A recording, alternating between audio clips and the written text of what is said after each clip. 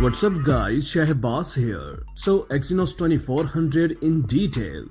Looking forward to the return in the Samsung Galaxy S24 Ultra model. The Galaxy S23 is just an exception. Samsung is planning this chipset in the Galaxy S24 line. Samsung only uses Qualcomm chipsets in the Galaxy S23.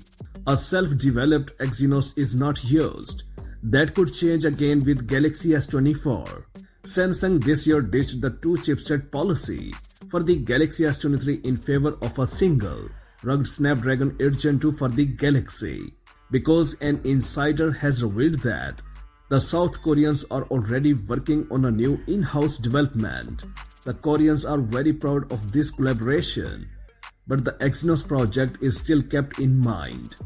In any case, this can be indicated by the IC Universe leak, which shared the CPU structure for the Exynos 2400. The often reliable industry expert IC Universe revealed in a post on the Chinese short message service Weibo that an Exynos 2400 is said to be in the works. It goes on to say that the new system on a chip, SoC, will be a deca-core chipset, a SoC with 10 cores. This is definitely not a chipset cancelled for 2023. As evidenced by the Cortex-X4 core, the current Cortex-X4 core today. So we consider it as a potential hardware for the Galaxy S24. So 10 cores, 4 clusters, as Gen 2 has today. 1 Cortex-X4, 2 Cortex-A72 high frequency, plus 3 Cortex-A72 low frequency, plus 4 Cortex-A520. The clock frequency is not called. The same applies to the GPU.